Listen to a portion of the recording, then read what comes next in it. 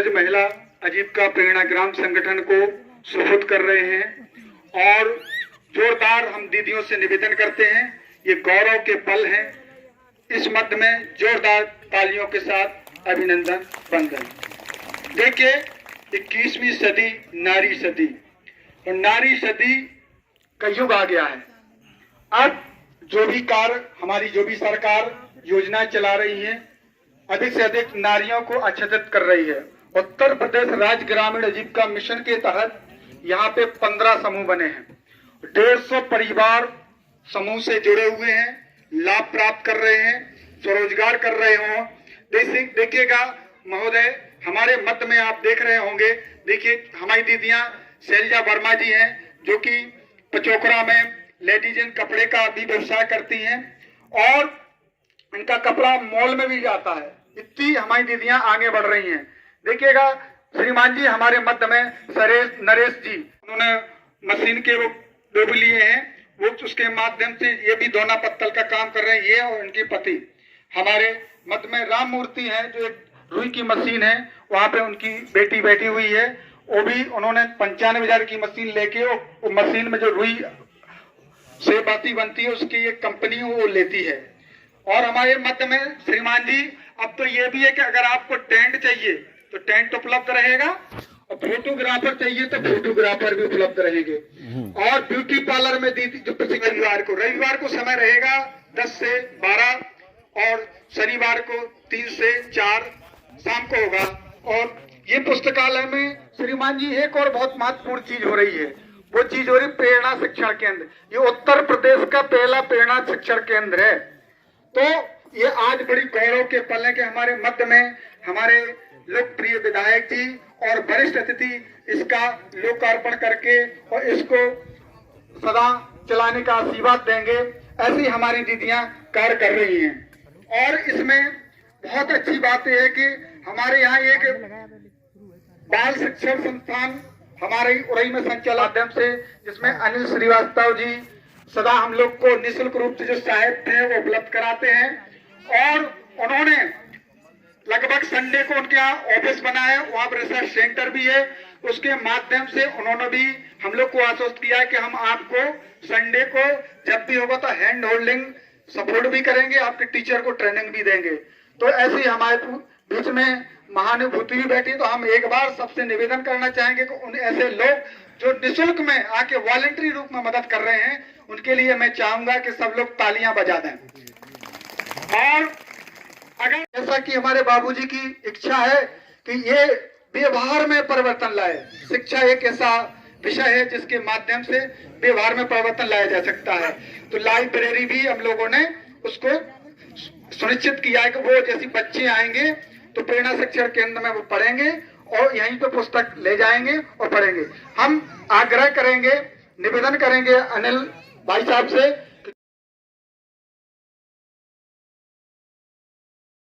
उनके साथ साथ हमें भी अपना बोध हो जाए, हम जान जाएं कि हम क्या हैं।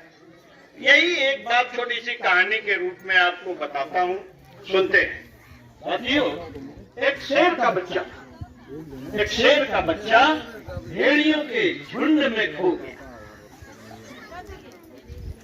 भेड़िए अपना बच्चा एक विचित्र बच्चा समझकर उसे उठा कर ले गए और वो भेड़ियों के तरह रहने लगा, खाने लगा, पीने लगा और उसी की तरह बोलने लगा, हुआ हुआ हुआ हुआ, ऐसे ऐसे बोलने लगा।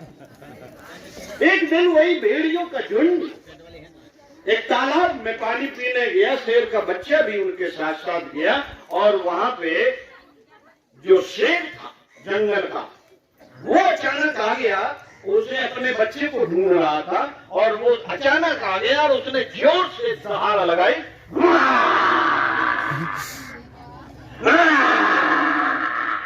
और सारे भेड़िए तुम दबा के भाग लिए। वो शेर का बच्चा डर के मारे, इतनी भयंकर आवाज उसने नहीं सुनी थी और वो कांपने लगा थर-थर और वहीं रुका रहा तालाब के पास।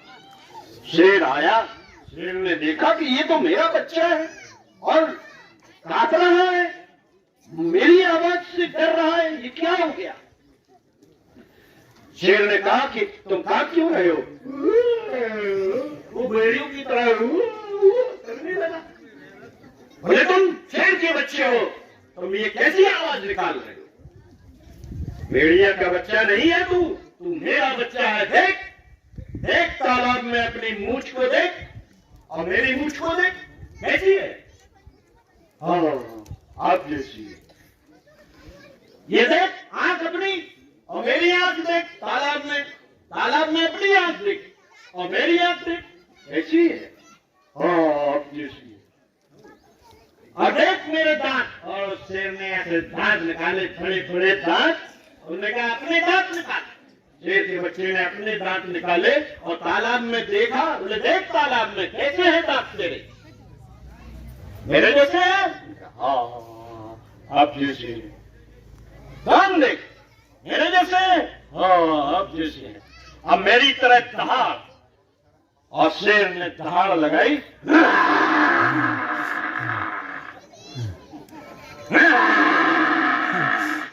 और बच्चे ने भी, शेर के बच्चे ने भी मुंह खोल के वैसी ही दहाड़ लगाई। और एक पल में उसे याद आ गया कि मैं भेड़िए के झुंड में फंसा हुआ भेड़िया नहीं, शेर का बच्चा। हम सभी में यही चीज खो गई। हम उस पिता परमात्मा के बच्चे हैं और सर्वशक्तिशाली परमात्मा के बच्चे हैं, तो हमारे अंदर वो सारी शक्तियां मौजूद हैं, लेकिन हम भेड़ियों की झुंड में खो गए। भेड़ियों के झुंड में खोकर उसी तरह की हरकतें करने लगे हैं कि अरे भाई हम तो ऐसे ही है, हम गरीब आदमी है, हम में कुछ नहीं है, हम मुड़ा के घूम रहे हैं, अरे हमें जाने का लोग के हम जानते नहीं है कुछ। तो भाइयों और बहनों, केवल हमें अपना बोध हो जाए, अपनी जानकारी हो जाए कि उस परम पिता परमात्मा ने हमारे अंदर बहुत सारी दैवी शक्तियों को देकर भेजा है। हम भी उसी परम पिता के तरह शक्तिशाली हैं और शक्तिशाली नहीं, उसकी दी हुई सारी संपदा के मालिक हैं, क्योंकि जो पिता की संपत्ति का अधिकारी होता है वो उसका बच्चा। तो साथियों, इन्हीं शब्दों का भी भ्रमण किया है, नौकरी में भी, देश में भी बहुत जगह घूमे हैं। तब घूमते घुमाते यहाँ बुंदेलखंड पहुंचे हैं। तो जो ये वीरों की धरती बुंदेलखंड में बहुत लेट से पहुंचे, इससे पहले नहीं आए थे कभी। तो ये मेरा अनुभव, जो जीवन का अनुभव, यही कहता है कि पढ़ाई लिखाई ही एक ऐसा माध्यम है जो आपको दुनिया में कहीं भी ले जा सकती है। कोई शॉर्टकट मार के, चोरी चकारी करके या फिर लड़ाई झगड़ा करके, किसी का प्रॉपर्टी हड़प के, बगल वाले की जमीन दबा के, ऐसे कोई आगे नहीं बढ़ा है।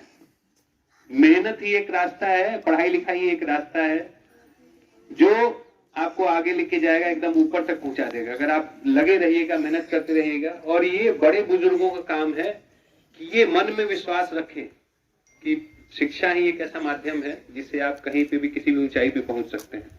और अगर खुद अपने जीवन में नहीं पा पाए तो बच्चों के लिए जरूर इस तरह से बच्चों को अगर, और उनको कोशिश करें कि थोड़ा अपना पेट काट के ही, लेकिन बच्चों को पढ़ाई ज्यादा लंबे समय तक दें, अच्छी पढ़ाई दें, उनसे पूछें। भले ही हमको कुछ ना समझ में आए, भले ही हमको ABCD से ज्यादा हमने सीखा नहीं, या फिर मैथमेटिक्स में जो है जोड़ घटाव गुना भाग से आगे नहीं सीखा है, लेकिन बच्चों से पूछें कि क्या पढ़ रहे हैं। व्यक्ति का सफल होता है जो पढ़ने लिखने में अच्छा हो, जिसका हिसाब किताब अच्छा हो, जो किसी चीज को याद रखता हो, जोड़ घटाव कर सकता हो।